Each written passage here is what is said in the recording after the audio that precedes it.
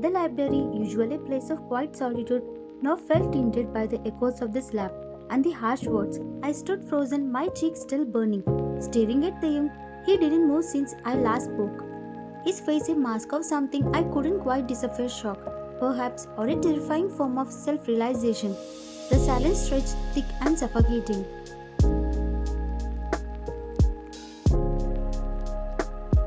Taehyung. His voice is barely a whisper, rich and raw. YN. I didn't intend. YN. I finally find my voice through it shaky. Don't try to explain it away. You just showed me exactly who you are.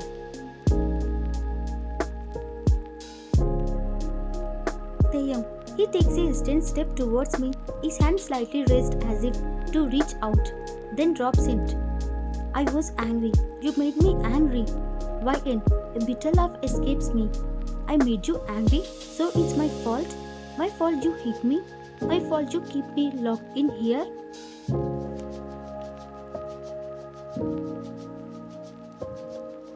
Taehyung. He runs a hand through his hair, his eyes darting around the room, avoiding my gaze. No, it's not your fault. I lost control. I shouldn't have. I never thought I could. YN. My voice is cool, devoid of emotion. You promised to protect me. You said I was safe with you. Is this your protection, Taehyung? Is this your love?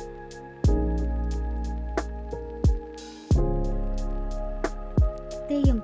He looks at me, then his eyes fill with a desperate intensity that almost look like pain. It is love, YN. A fierce love, an absolute love. I can't stand the thought of anything harming you, anything taking you away from me. I need you here, safe with me always. YN. I shake my head slowly, feeling utterly defeated. That's not love, Taehyung. That's possession. That's a cage, and I'm suffocating in it.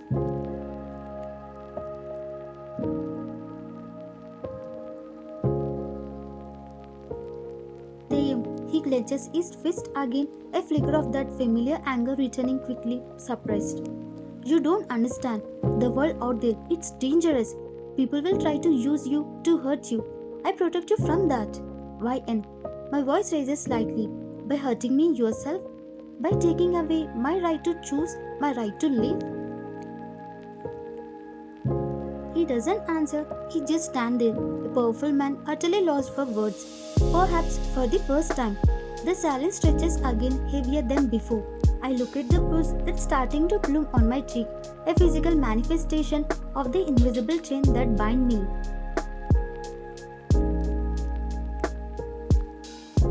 YN. My voice is barely a whisper. I want to be alone. Taehyung. He hesitates, then nods slowly, his shoulders slumping. Very well, I will leave you.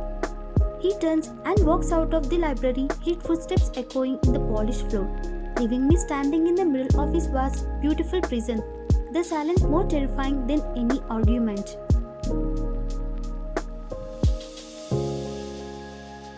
Days blurred into a monotonous cycle after this slap. Taehyung kept his distance, a silent brooding presence that was almost worse than his anger. He could still leave before I woke up and return after I slept. But now, there was no gift on my pillow, no subtle signs of his watchful eye.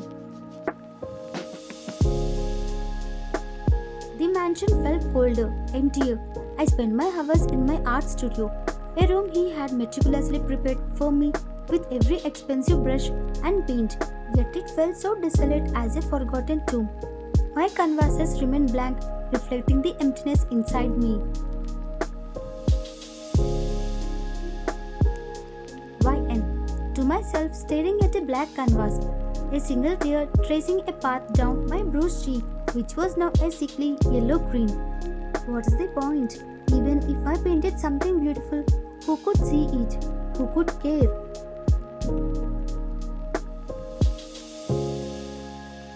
The silence of the room pressed in on me.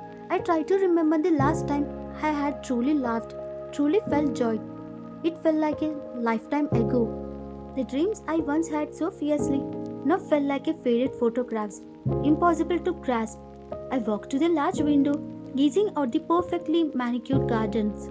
The same gardens where Taeyong had coldly informed me of my new role. The high walls felt even higher now, the gates more impenetrable. YN, whisper into the grass, a desperate plea to no one. Is this it? Is this my life now? Just existing? My phone, which Taeyong had ensured was always fully charged and connected, remained silent. No calls from friends, no messages from family. They hadn't called me since my desperate plea after the argument. It was clear they had moved on, accepting my fate as their contribution to the family's power. I was truly alone. A sudden sharp pain fled in my chest, not physical, but an aching emptiness. It was a realization that even I screamed, no one could hear me. Even if I broke down, there was no one to comfort me. The luxury that surrounded me felt like mockery. Each glided surface, each expensive piece of art, each perfect flower served as a reminder of the price of my captivity.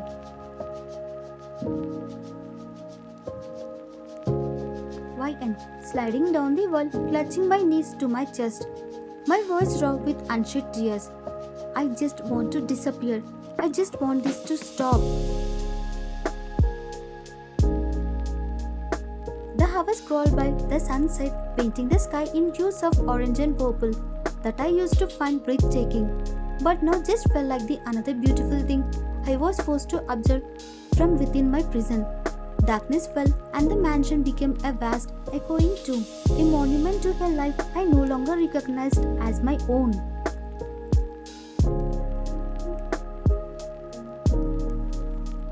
The next morning, a quiet resolve settled over me. The pain of this slap, that echoing silence, and the dismissive words of my parents had solidified a single desperate thought: I had to leave. I couldn't stay in this glided cage any longer. My hands trembled slightly as I found a pen and paper. I knew Taeyang could be furious, but fear was no longer my primary emotion. It was replaced by a fierce burning need for freedom.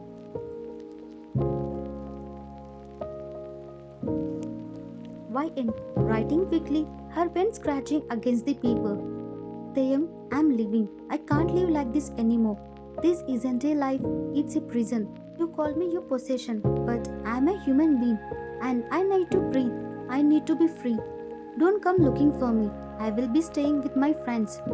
Please, just let me go. YN.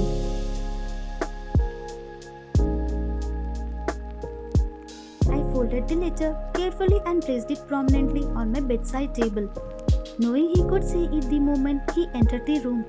Then I changed into a simple, comfortable dress, not one of the expensive gown he had brought me, but something of my own. I grabbed a small bag I secretly packed with essentials over the past few days, stuffing the last of my meager cash inside. My heart was pounding, a wild drumbeat of fear and exhilaration.